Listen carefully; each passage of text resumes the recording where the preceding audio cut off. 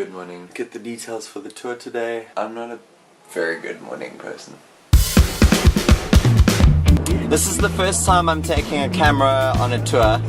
I've kind of got a feel for it over the last 2 days. This is experimental. It might not work, but you know what? I'll make something work. It's sunny. Further south we go to Cape Point. I have a feeling it could be a bit windy, but that's fine. It's part of Cape Town. Windy, windy.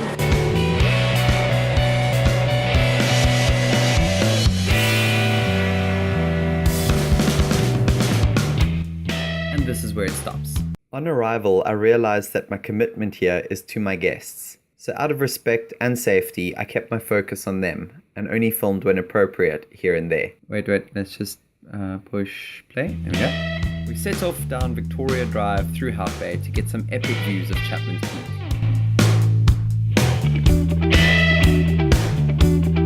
Those were my guests for the day. 6 amazing people from Austria.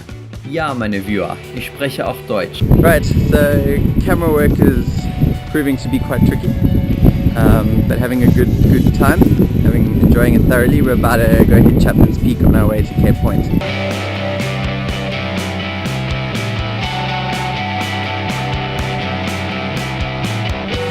From Chapman's Peak, we headed for the Cape of Good Hope, and we met some cool visitors along the way. First wildlife experience. A lot of people don't realize that there's actually a difference between the Cape of Good Hope and Cape Point. That cliff behind me, that is the Cape of Good Hope, the most southern point of the Cape Peninsula. This is Cape Point. This is the Cape of Good Hope. And this is Cape Point. Another misconception is that Cape Point divides the Atlantic and the Indian Ocean. This is not true, which is quite understandable seeing everything is called 2 oceans around here, including the restaurant at Cape Point. We enjoyed some healthy lunch at the restaurant and then made our way off to the penguins. On my way to meet Dean at Boulders Beach. He's tour guiding today. He's got some guests over from Germany. Dean speaks German, so that helps a lot. But I'm loving how Seizethecity is already becoming like a shared space of creatives who have got the love for making cinephotography. Try that again. Cinephotography. Did I say that right? I think I did. Anyway, the idea is now that we're going to share this with other people and give them the opportunity to actually be part of the filmmaking. So Seizethecity is already evolving as we work on it. Now is to get Dean on the other side of the camera. He's normally the guy doing the shooting. This time I'm going to go and try and catch him being a tour guide.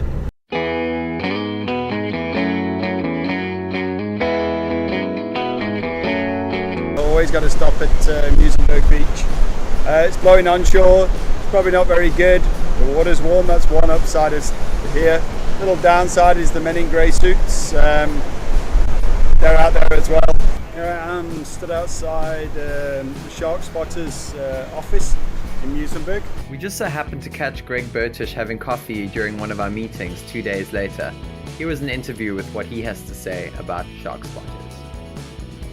Hats off to them because I think it's a bit of a thankless job most of the time. They are selling t-shirts and stuff, so if you do get the chance to come by, go check it out. It's quite interesting, and buy yourself a t-shirt. Helps support the conservation plan. We grab a coffee and get moving on. And Brown, I think I saw you walking here once. Yes, can I get a cappuccino, please? Yes, you can. What's your name? Joanna. Joanna? We'll mention you. How's that? Make sure to say hi to Joanna when you're down at Need at Musemberg Beachfront.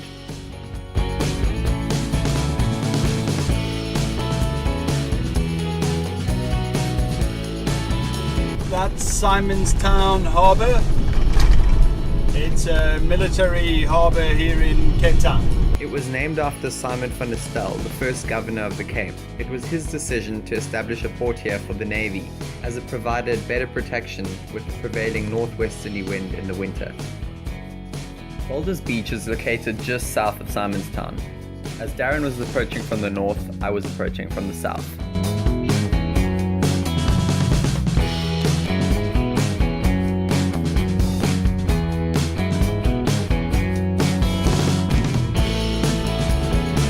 penguin colony is home to well over 2,000 African penguins. Having started with only 2 breeding pairs in 1982, the colony has been thriving ever since conservation has stepped in to help out. And yes, you just saw 2 penguins mating. It most certainly is a must-see if you've never been here before.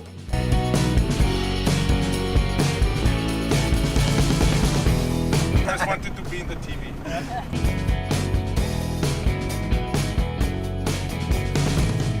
Our last stop for the day was at Constantia for a bit of wine tasting. Before we go for a wine tasting, we're just having a stroll around. Constantia is the oldest wine producing estate in South Africa, creating award-winning wines for 330 years already.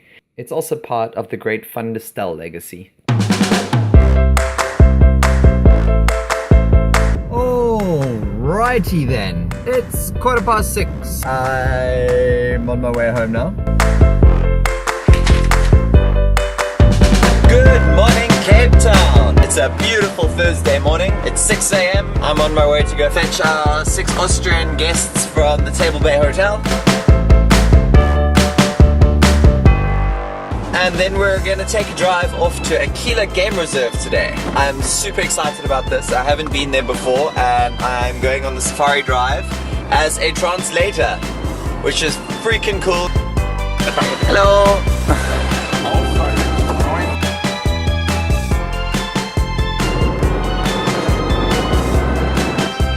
It's got that real safari feeling to it over here. In fact, I'm almost inclined to say that it feels like we're in Jurassic Park. They kind of give you that sense of like, oh, what's coming? Just be careful, it's happening. Du bist ja hübsch. Okay, the peacocks here are quite intense. Oh, flip. Aquila Private Game Reserve is a 4-star, 20,000 hectare private conservancy that hosts the Big Five. That's elephant, lion, buffalo, rhino, and leopard.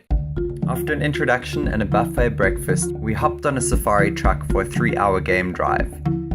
With the natural surroundings being low-lying fynbos shrub, it wasn't long before we encountered the Big Five themselves, as well as many other animals.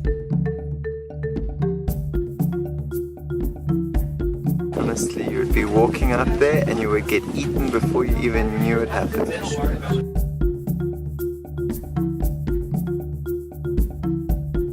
I was truly impressed by what Aquila had to offer, especially only being 2 hours away from Cape Town. Okay, well, you can't see them, but we've got hippos there.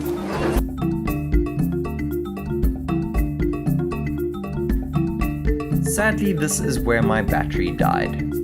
But I think it's clear enough that Cape Town has an incredible buffet of things to see and do, and I hope to share many more of these in the days and weeks to come.